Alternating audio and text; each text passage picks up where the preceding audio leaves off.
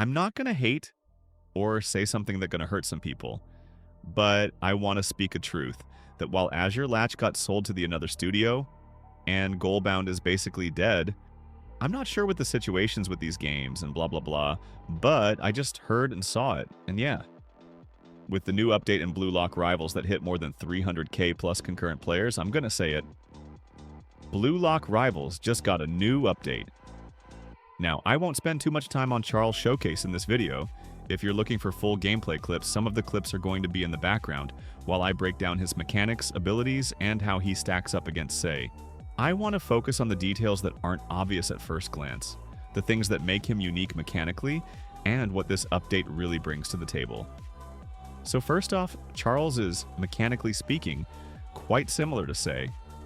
He doesn't have the same, striker moveset. Where Sei is very offensive and excels in attacking plays, Charles is more of a defensive type with strong support capabilities. Now let's talk about the comparison between the two because I think it's important to understand why I'm analyzing them together. Both of them have perfect passes, which is a huge part of their appeal, but I did notice one strange thing with Charles. On one occasion, a pass simply didn't reach its target. I'm not sure if this was a bug or just an edge case, but it only happened once. With Sei, your passes work consistently over any distance, which is something he's known for. But Charles has some advantages that Sei doesn't. For starters, he has two separate passes, plus a dedicated dribbling move and a steal move, giving him more versatility as a support player. He also has a defensive-like move similar to Golden Defense, which can block goals when used correctly. On top of that, Charles has a third button related to Metavision that buffs all his passes and gives him a speed boost, making him an incredibly flexible support tool in the right hands. Now let's talk about his awakening moves because these are really interesting.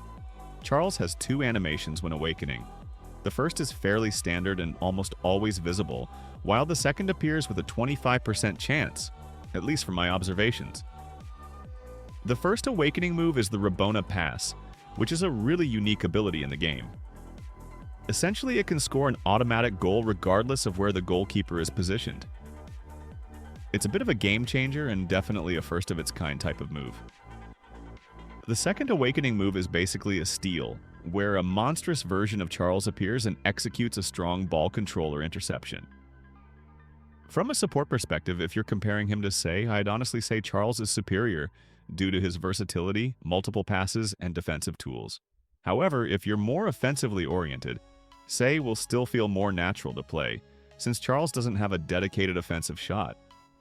But don't get me wrong, he can still be played offensively. His dribbling and passing options make him viable even if you're not focusing on shooting, which really is the main concept behind Charles' design. Now, shifting focus a bit, let's talk about what's going on in the wider Blue Lock universe, particularly with other related games.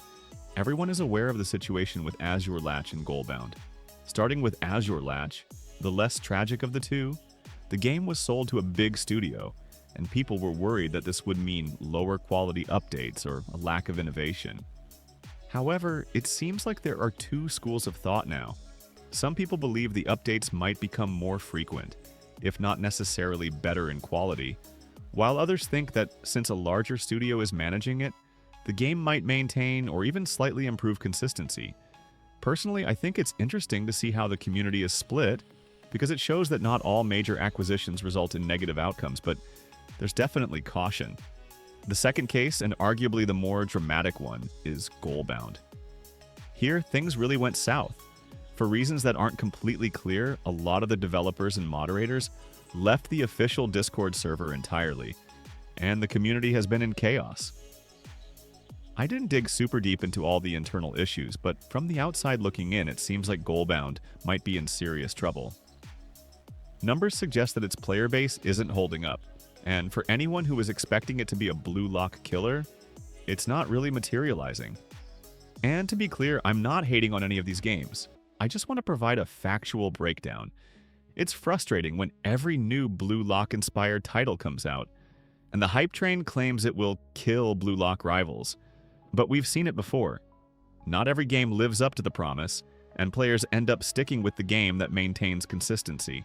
And hey, a quick reminder to you guys, Don't forget to hit that subscribe button and give this video a like if you haven't already. Your support really keeps me motivated to post daily content, and with Charles finally out, this week is shaping up to be massive for Blue Lock Rivals. Alright, speaking of consistency, that really brings us back to Blue Lock Rivals itself and why this latest update is such a big deal. Right now, as I'm recording this, peak online numbers have officially surpassed 260,000 players simultaneously. That's a massive figure for any game. And even though we all know that these spikes are temporary, usually lasting just a few hours, it still speaks volumes about the kind of engagement and excitement this game can generate. Think about it for a second. Back when Goalbound was hyped as the so-called Blue Lock killer, there was a lot of talk that it would dethrone Rivals and steal its player base. But if you compare the actual numbers now, it's clear that Blue Lock Rivals is not only surviving but thriving. The game is still drawing huge crowds of players, keeping them active, and maintaining a level of engagement that many competitors simply haven't been able to reach. Now, a lot of this buzz can be traced directly to the release of Charles. The conversation around him, the hype generated by his whole situation, and the strategies players are experimenting with all play a big part in this. And if you look at the context of other Blue Lock-related projects, the contrast is really striking.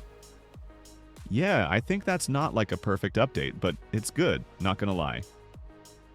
Yes, it's true that a game like Soccer Zero is on the horizon, and it may eventually create some competition for Rivals. But realistically, it's still a few months away, and right now, the momentum remains fully with Blue Lock Rivals. With the introduction of Charles and his multi-layered moveset, players are being offered both depth and variety in gameplay. He's not just a cosmetic addition. His mechanics actually change how players approach matches, particularly in terms of support versus offensive roles. This kind of update has a direct impact on the meta, pushing players to experiment with passes. So, taking a step back, what does this mean in terms of the game's standing in the community? Firstly, this update just proves Rivals' position as the leading Blue Lock-inspired game. Again, I'm not hating other projects, but peak online numbers like this, especially when compared to the struggles of Azure Latch or Goalbound, make it clear that Rivals still has a strong hold on its audience. And beyond the numbers, the depth of Charles' mechanics, from his 2 separate passes to the metavision buffs and steal mechanics, creates a richness in gameplay that is rare to find in other games. I know that other Blue Lock games are even better with something like balance and animation, but simplicity, I think that's the biggest go-to for the Blue Lock Rivals. From like a meta perspective, Charles introduces like an actual support passer, not like Psy with only one pass move. Players who prioritize support-oriented playstyles will find him incredibly valuable because of the way he can manipulate ball movement, boost teammates with metavision, and perform crucial steal moves at key moments. But on the other hand, players with a more offensive focus might stick with Say, or even experiment with combining both players to get the best of both worlds. This dual approach really emphasizes the depth of the update and shows how well thought out the design is. It's not just about adding a flashy new character, it's about how this character changes gameplay, influences match outcomes, and encourages new strategies within the meta. So yeah, I just wanted to say that's the full breakdown on Charles, the recent update, and the wider Blue Lock context. Don't forget to leave your thoughts in the comments about how you're planning to use Charles, whether offensively, defensively, or somewhere in between. Hit that subscribe button and like the video to support daily content, because with updates like this, we're going to be seeing a ton of new discussions, strategies, and meta shifts unfold over the next few weeks. Stay tuned, because things are just getting started.